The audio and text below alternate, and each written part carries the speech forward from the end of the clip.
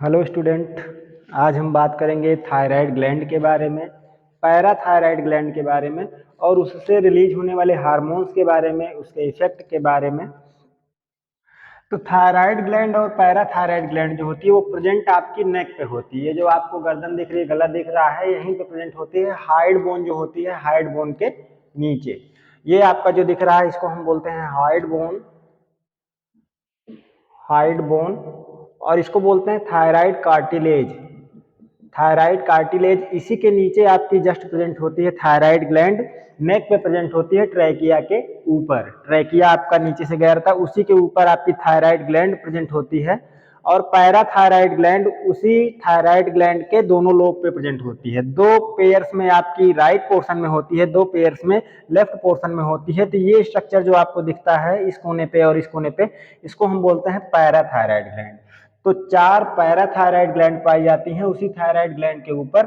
और thyroid gland जो होती है ये बटरफ्लाई शेप की होती है, बटरफ्लाई तितली के शेप की होती है, जो different different type of hormones के लिए रिस्पॉन्सिबल होती है, उनके सिक्रीशन के लिए रिस्पॉन्सिबल होती है। जैसे थायराइड ग्लैंड से 3 हार्मोन्स रिलीज होते हैं।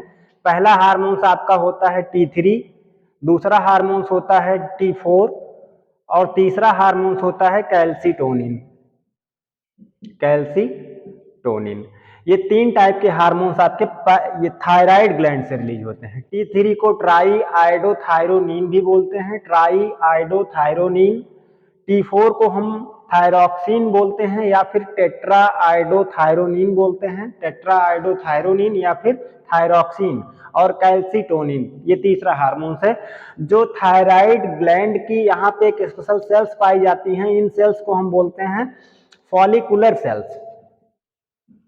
फॉलिकुलर सेल्स, थायराइड ग्लैंड में एक सेल पाई जाती है जिसको हम बोलते हैं फॉलिकुलर सेल्स। इन्हीं फॉलिकुलर सेल्स से आपका रिलीज होता है T3, T4 एंड कैल्सीटोनिन। ये क्या करते हैं, ब्लड से आपके उस आयोडीन को, आयोडीन मॉलिक्यूल जो होता है उसको ट्रैप कर लेती हैं और इन हार्मोन्स की सिंथेसिस करती हैं। जैसे T3 ट्राई आयोडोथायरोनिन या टेट्रा आयोडोथायरोनिन या फिर आपका कैल्सीटोनिन, ये T3 और T4 जो होते हैं ये मेटाबॉलिज्म के लिए रिस्पॉन्सिबल होते हैं। ये हार्मोन्स आपके मेटाबॉलिज्म के लिए मोस्टली आपके कार्बोहाइड्रेट का मेटाबॉलिज्म हो गया, प्रोटीन का मेटाबॉलिज्म हो गया, इनके मेटाबॉलिज्म के लिए रिस्पॉन्सिबल होते हैं। और ब्रेन जो भी आपका नर्वस सिस्टम है, ब्रेन है, उसके डेवलपमेंट के लिए रिस्पॉन्सिबल होते हैं। ब्रेन का जो डेवलपमेंट होता है उसमें T3 और T4 का बहुत बड़ा योगदान होता है।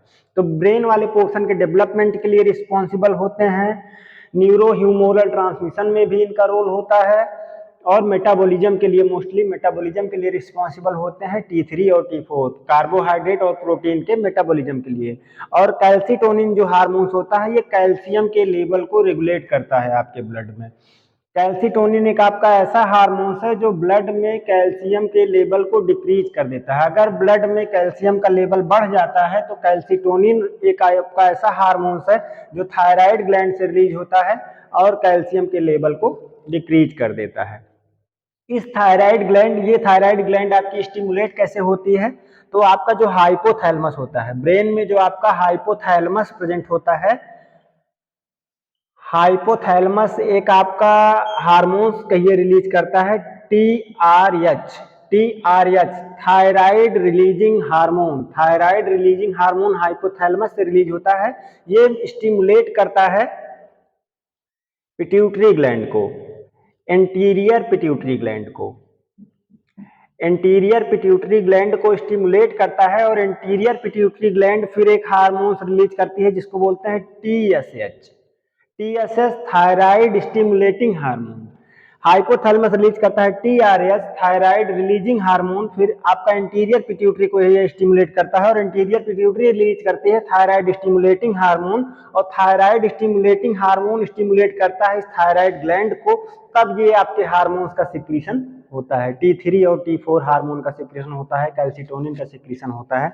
तो कैल्सीटोनिन क्या करता है, ब्लड में कैल्शियम के लेवल को डिक्रीज करता है। और ब्लड में जब ये कैल्शियम के लेवल को डिक्रीज करता है तो 3 मैकेनिज्म से करता है। पहला, बोन पे इफेक्ट क्या होता है, मान लीजिए आपका ये एक बोन है, तो बोन पे इसका क्या इफेक्ट होता है, ये बोन्स में कैल्शियम के लेवल को डिक्रीज करना है ब्लड में, तो ये जो कैल्शियम के फ्री आयंस आपके ब्लड में प्रेजेंट होते हैं इनको क्या करता है, बोन्स में डिपॉजिट करवा देता है, डिपोजिशन करवा देता है, deposition of calcium on the bones. Bones पे क्या करता है, कैल्शियम का डिपोजिशन करवा देता है, जिससे कैल्शियम का लेवल डिक्रीज हो जाता है। दूसरा, इंटेस्टाइन पे इसका वर्क होता है, जो आपका स्मॉल इंटेस्टाइन होता है। इंटेस्टाइन पे इसका क्या वर्क होता है, मान लीजिए आपका इंटेस्टाइन है, तो इंटेस्टाइन में जो आपका कैल्शियम आयन है, कैल्शियम का जो एब्जॉर्प्शन हो रहा था, एब्जॉर्ब होके आपका ब्लड में पहुंच रहा था, इस एब्जॉर्प्शन को डिक्रीज कर देता है। इंटेस्टाइन से आपके कैल्शियम एब्जॉर्ब होके ब्लड में नहीं जाते, सीधा ये आपके रेक्टम और एनस के थ्रू बाहर निकल जाते हैं। कैल्शियम आयन आपका एब्जॉर्ब ही नहीं होगा तो ब्लड में कैल्शियम का लेवल जो है वो डिक्रीज हो जाता है। तो इंटेस्टाइन पे क्या करता है, कैल्शियम के एब्जॉर्प्शन को डिक्रीज कर देता है। तीसरा इसका मैकेनिज्म होता है किडनी पे। किडनी जो होती है फिल्ट्रेशन के लिए रिस्पॉन्सिबल होती है, जिसमें नेफ्रॉन सेल से फिल्ट्रेशन होता है ब्लड का और यूरिन का प्रोडक्शन होता है। तो जो भी वेस्ट मटेरियल या excess amount of material present होते हैं वो किडनी से फिल्टर होकर यूरिन के थ्रू बाहर निकलते हैं। ये यूरेटर होता है, यूरेटर इन बने हुए यूरिन को लेके जाता है यूरिनरी ब्लैडर में, वहां से यूरेथ्रा के थ्रू बाहर निकलता है। तो कैल्सीटोनिन क्या करता है, किडनी की जो नेफ्रॉन सेल्स होती हैं इसमें कैल्शियम के फिल्ट्रेशन को बढ़ा देता है, कैल्शियम के फिल्ट्रेशन को बढ़ा देगा और रीअब्जॉर्प्शन को घटा देगा। ये किडनी की जो रीनल ट्यूब्यूल्स होती हैं वहां से जो कैल्शियम का रीअब्जॉर्प्शन हो रहा था उसको ब्लॉक कर देता है और इसके फिल्ट्रेशन रेट को बढ़ा देता है, जिससे कैल्शियम ज्यादा से ज्यादा मात्रा में ब्लड से फिल्टर होते हैं और यूरिन के थ्रू बाहर निकलते हैं। तो इन तीन मैकेनिज्म से आपका कैल्सीटोनिन क्या करता है, ब्लड में कैल्शियम के लेवल को डिक्रीज कर देता है। दूसरी ग्लैंड जो आपको दिख रही है, दो पेयर्स में 4 ग्लैंड होती है, पैराथायराइड ग्लैंड। तो पैराथायराइड ग्लैंड जो होती है वो आपका एक हार्मोन रिलीज करती है जिसको बोलते हैं पैराथार्मोन। पैराथॉर्मोन, पैराथॉर्मोन आपका एक ऐसा हार्मोन होता है जो ब्लड में कैल्शियम के लेवल को इंक्रीज कर देता है। अगर ब्लड में कैल्शियम का लेवल डिक्रीज है तो पैराथॉर्मोन रिलीज होता है पैराथायराइड ग्लैंड से, जो ब्लड में कैल्शियम के लेवल को इंक्रीज कर देता है। 3 मैकेनिज्म, सेम मैकेनिज्म है।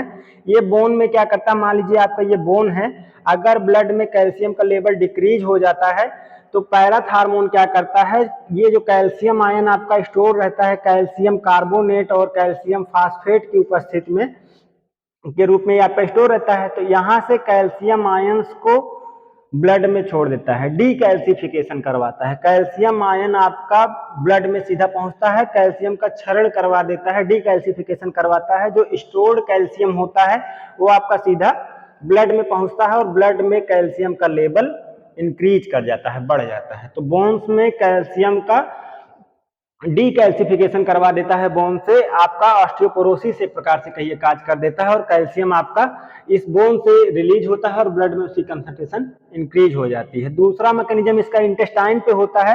तो जो इंटेस्टाइन होती है इसकी जो लेयर होती है, यहाँ से कैल्शियम आयन जो आपका एब्जॉर्ब होकर ब्लड में जा रहा था, कैल्सीटोनिन इस एब्जॉर्प्शन को डिक्रीज कर दिया था, ब्लॉक कर दिया था, लेकिन पैराथॉर्मोन कैल्शियम के एब्जॉर्प्शन को बढ़ा देता है। कैल्शियम के आयंस जो भी प्रेजेंट होते हैं ये ज्यादा से ज्यादा मात्रा में एब्जॉर्ब होते हैं और ब्लड में कैल्शियम का लेवल इंक्रीज कर जाता है।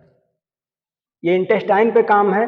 और तीसरा काम इसका किडनी पे होता है। किडनी जो आपकी यहाँ पे नेफ्रॉन सेल्स के द्वारा जो फिल्ट्रेशन हो रहा था, कैल्शियम आयन आपके ज्यादा से ज्यादा मात्रा में बाहर जा रहे थे यूरिन के थ्रू, पैराथॉर्मोन क्या करता है, रीनल ट्यूब्यूल्स में कैल्शियम का रीअब्जॉर्प्शन करवा देता है। कैल्शियम फिल्टर होने के बाद भी इस रीनल ट्यूब्यूल से जो आपका रीनल ट्यूब्यूल्स होता है, मान लीजिए आपकी एक नेफ्रॉन सेल है, नेफ्रॉन सेल से यहाँ से जब फिल्टर होके पास होता रहता है आपका यूरिन, तो यहाँ पे कैल्शियम आयन जो होता है इस ट्यूब से रीअब्जॉर्ब होके आपका सीधा ब्लड में पहुंच जाता है। इस तरीके से आपके ब्लड में कैल्शियम का लेवल इंक्रीज हो जाता है। तो पैराथॉर्मोन क्या करता है, रीनल ट्यूब्यूल से कैल्शियम के रीअब्जॉर्प्शन को बढ़ा देता है, जिससे कैल्शियम का लेवल जो है वो इंक्रीज कर जाता है।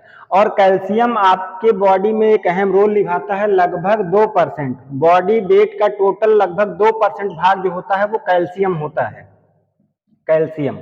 और इसका वेट देखेंगे लगभग आपका 1 से लेके 1.5 kg, लगभग 1 किलो से लेके 1.5 किलो तक आपकी बॉडी में कैल्शियम पाया जाता है। और इस कैल्शियम को रेगुलेट करते हैं आपके 2 हार्मोन्स, पहला हार्मोन्स आपका होता है कैल्सीटोनिन जो कि थायराइड ग्लैंड से रिलीज होता है। दूसरा हार्मोन्स आपका होता है पैराथार्मोन जो आपकी पैराथायराइड ग्लैंड से रिलीज होता है। और ये जो ग्लैंड होती है आपकी गर्दन पे ही गले पे प्रेजेंट होती है, ट्रैकिया के ऊपर बटरफ्लाई शेप में होता है। इसको रेगुलेट करता है आपका हाइपोथैलेमस और एंटीरियर पिट्यूटरी ग्लैंड मिलके, तब ये आपका T3 और T4 का सिक्रेशन करता है। T3 T4 मोस्टली मेटाबॉलिज्म के लिए रिस्पॉन्सिबल होता है, लेकिन कैल्सीटोनिन और आपका पैराथार्मोन जो होता है ब्लड में कैल्शियम के लेवल को रेगुलेट करता है। अगर ब्लड में कैल्शियम का लेवल बढ़ा हुआ है तब कैल्सीटोनिन रिलीज होगा और कैल्सीटोनिन ब्लड में कैल्शियम के लेवल को डिक्रीज कर देगा। अगर आपके ब्लड में कैल्शियम का लेवल डिक्रीज हो जाता है, कैल्शियम की कमी होने लगती है, तब आपका पैराथायराइड ग्लैंड जो होती है वो स्टिमुलेट हो जाती है और वो पैराथार्मोन का सिक्रेशन कर देती है। पैराथार्मोन एक ऐसा हार्मोन होता है जो ब्लड में कैल्शियम के लेवल को इंक्रीज कर देता है। तो कैसा लगा वीडियो कमेंट करके जरूर बताएं, चैनल को सब्सक्राइब करें। Thank you.